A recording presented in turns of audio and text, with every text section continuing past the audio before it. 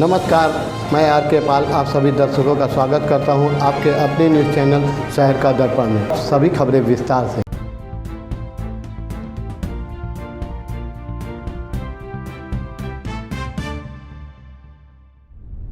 लखनऊ से कुछ दूर हैदरगढ़ में युवा कृषि वैज्ञानिक वहां के किसानों के साथ जैविक खेती में उत्पादन बढ़ाने की नई इबादत रचने में जुटे हैं, जहां वह बंजर भूमि को उपजाऊ भूमि में परिवर्तित करने में सक्रिय युवा आशीष कुमार सरोज, आकाश अग्रवाल और रूबी श्रीवास्तव, जो वरिष्ठ वैज्ञानिक अवधेश श्रीवास्तव के दिशा निर्देश में कार्य कर रहे हैं, जो किसानों, विशेषकर युवा किसानों के लिए उदाहरण बन गए हैं। इन युवाओं की सोच है कि वह खेती में यूरिया के बढ़ते प्रयोग के कारण खराब हो चुकी मिट्टी को पोषक तत्व तो दे ही, साथ ही लोगों को केमिकल फ्री खाद्य सामग्री मिले। अपनी इसी सोच के साथ इन लोगों ने शहर की तड़क भड़क से निकालकर बाराबंकी के एक छोटे से ब्लॉक में काम करने की ठानी। प्रयोगशाला में मिट्टी और तकनीक की समझ रखने वाले आशीष कुमार सरोज NIT कैलिकट से केमिकल में इंजीनियरिंग है, तो Akash Agarwal Birla institute of management technology में MBA है। इनके प्रोजेक्ट में इनके साथ महिला एम्पावरमेंट के लिए योग में PhD रूबी श्रीवास्तव है। आकाश अग्रवाल ने कहा कि हम कब समझेंगे कि कैंसर जैसी बीमारी तंबाकू या सिगरेट नहीं, बल्कि हम जो खा रहे हैं उसकी देन है।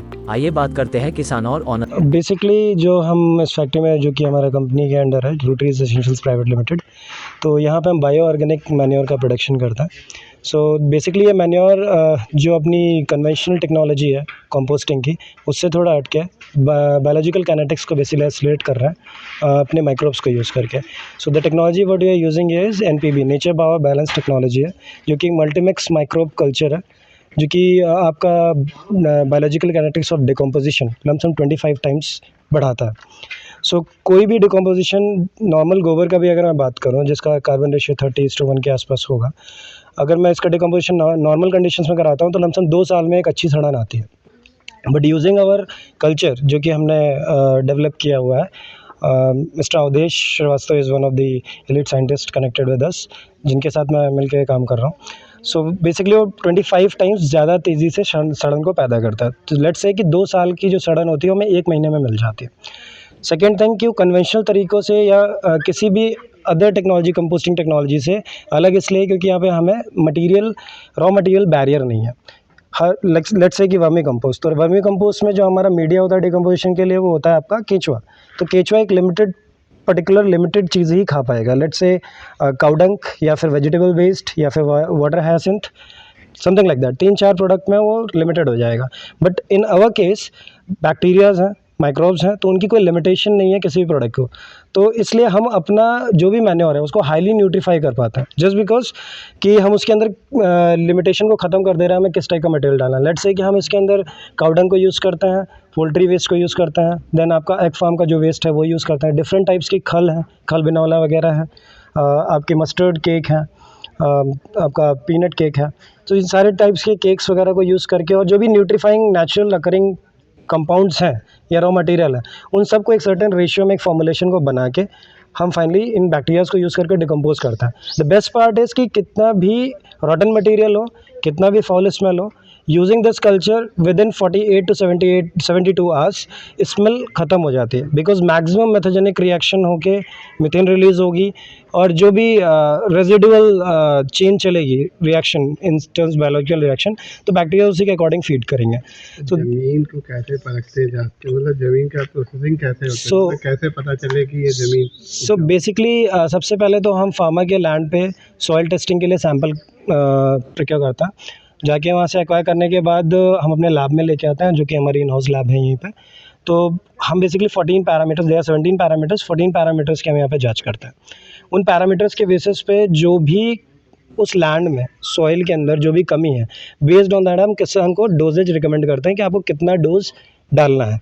तो मोस्टली आज के टाइम में अगर देखा जाए तो ऑर्गेनिक कार्बन एक सबसे बड़ा प्रॉब्लम बन रहा है हमारी सॉइल्स में, जिनके कारण हमारी ज़मीनें जो हैं वो बैरन हो रही हैं, जस्ट बिकॉज क्योंकि एक्सेसिव यूज़ जो केमिकल फर्टिलाइज़र का किया जा रहा है, उसके कारण कोई नया कार्बन कंटेंट तो आ नहीं रहा है, सिर्फ केमिकल कंटेंट आ रहा है।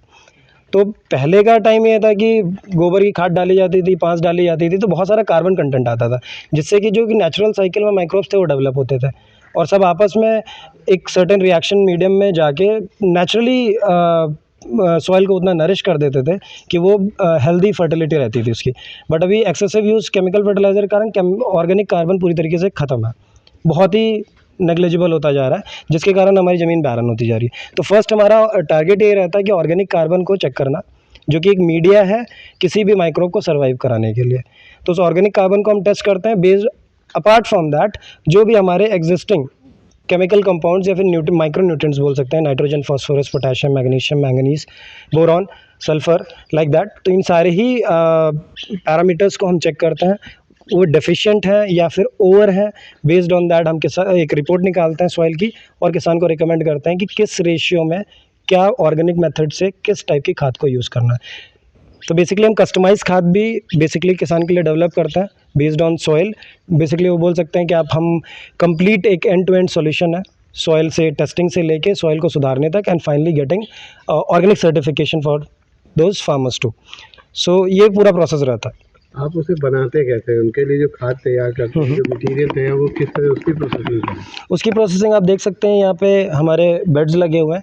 तो बेड का लिमिटेशन हमारा 10 फीट हाइट तक जाता है। यूजुअली जो हमारा एक बेड होता है वो 500 to 700 टन्स का होता है, और एक बेड के अंदर मल्टीपल लेयरिंग करते हैं डिफरेंट मटेरियल की। तो सबसे पहले लेट्स से कि 3 इंच की लेयरिंग हमने करी काउडंग की, अगेन 3 इंच की जो है हमारी लेयरिंग हो गई पोल्ट्री वेस्ट की।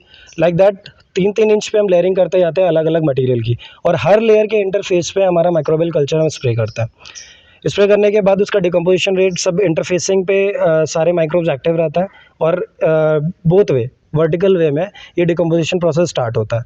हर 8 दिन पे जब भी या टेम्परेचर हमारा जब राइज़ होता है, बियॉन्ड 100 जाना शुरू हो जाता है, तो बीच में हमारे जो हमारा बेड लगा हुआ है उसके अंदर एक पैराबोलिक बोल सकते हैं कि एनारोबिक जोन तैयार होना शुरू हो जाता है, जो कि जहाँ टेम्परेचर गिरने लगता है।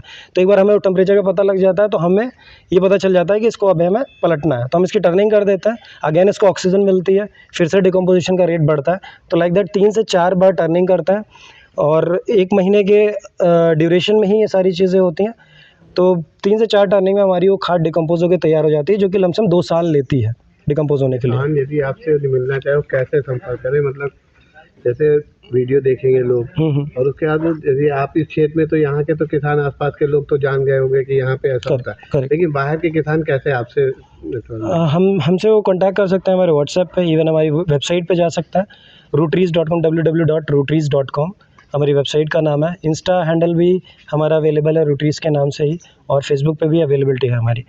अपार्ट फ्रॉम दैट जो कॉन्टैक्ट नंबर है that can be taken 9140068949 and the one more number 7007148229। Product का क्या नाम है आपके? जो किसान को हम प्रोडक्ट दे रहे हैं वो भूमि पोषक के नाम से दे रहे हैं। आप भूमि पोषक के नाम से किसान को जो प्रोडक्ट हम दे रहे हैं भूमि पोषक के नाम से। और उसके अलावा हमने कुछ प्रोडक्ट्स अर्बन गार्डनिंग के लिए भी बनाया है, जो कि शहर में लोग गार्डनिंग का शौक़ रखते हैं और केमिकल फर्टिलाइजर्स ना यूज़ करके अर्बन ऑर्गेनिक गार्डनिंग करें। तो ये हमारा प्रोडक्ट है जिसका नाम है अर्बन बगीचा सॉइल एनहांसर। बेसिकली ये पूरा सॉइल एरेशन देता है, प्लांट को क्या कहते हैं स्टिमुलेट रूट डेवलपमेंट करता है, माइक्रोबियल हैबिटेट बनाता है। कंप्लीट ऑर्गेनिक प्रोडक्ट है और इसकी डोजेज बहुत लिमिटेड हैं। ऐसा कह सकते हैं कि 6 इंच के पॉट में हार्डली इसका 100-150 ग्राम का डोजेज है, और प्लांट पूरा न्यूट्रीफाई हो जाता है। और सबसे अच्छी बात ये है कि it is a complete plant food. इसको डालने के बाद आपको किसी चीज़ की ज़रूरत नहीं है। इसमें ऑलरेडी बोन मील, आप कहते हैं नीम खली, और वो जलकुंभी, और क्या कहते हैं अरंड खली, सबका मिश्रण है जो कि कंप्लीट प्लांट फूड बनाता है, और बहुत अच्छा है। इससे गार्डनिंग और फ्रूटिंग बहुत अच्छी होती है। आकाश जी, एक मिनट का, क्या आप उसको कैसे करते हैं जैसे अर्बन सेक्टर में? मैम उसके लिए हम हमारी कंसल्टेंसी सर्विसेज है जो कि हम प्रोवाइड करते हैं। जो लोग शौकीन है अपने छत पे या अपने टेरेस पे गार्डनिंग करने के लिए और सब्जियां उगाने के लिए, क्योंकि ऑर्गेनिक खाने से ही आपकी सेहत सुधरेगी। अदरवाइज जो केमिकल जितना सब्जियों में यूज़ हो रहा है वो बहुत ही हजार्डियस है और बहुत ही। मतलब आपकी एक टीम है जो ये करती भी है काम? हाँ जी, हम लोग rooftop gardening, kitchen gardening services provide करते हैं, और डिपेंड करता है कि जो जिनको कराना है उनका बजट क्या है, वो किस तरह की सब्जियां चाहते हैं अपने घर पे, तो उसके अलग अलग हमारे पैकेजेस हैं जो कि हम प्रोवाइड करते हैं।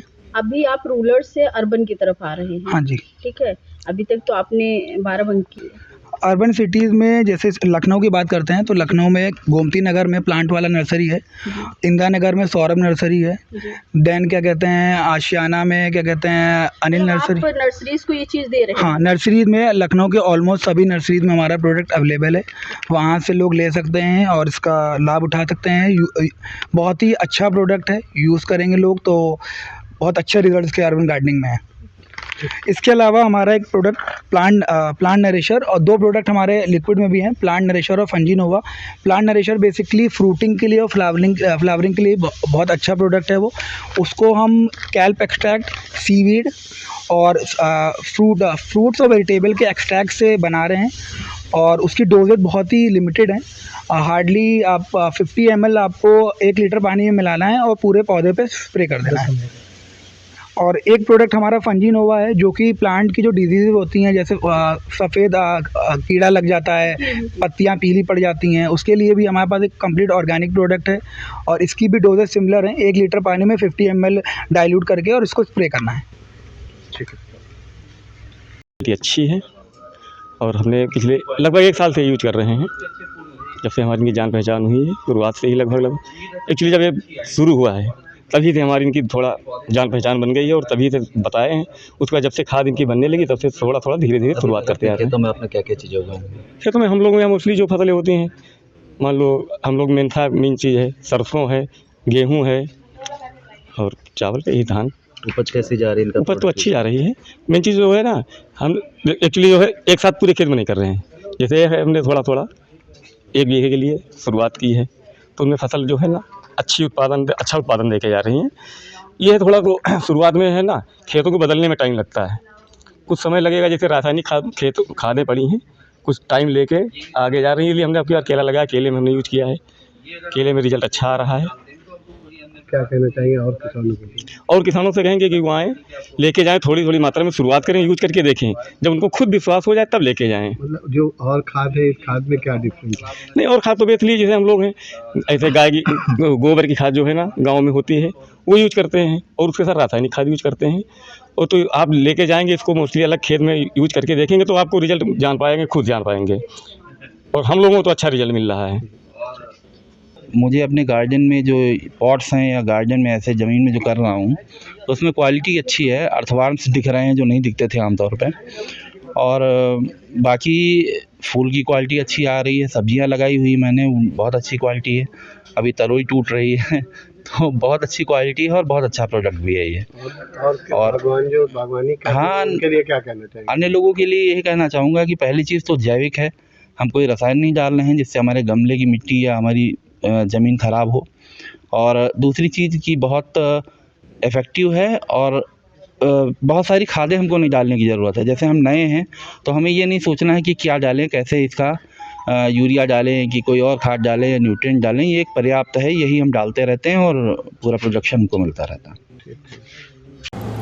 नमस्कार, मैं आर.के. पाल आप सभी दर्शकों का स्वागत करता हूं आपके अपने न्यूज़ चैनल शहर का दर्पण में। खबरों के विस्तार में बढ़ने से पहले आइए नज़र डाल लेते हैं आज की मुख्य सुर्खियों पे।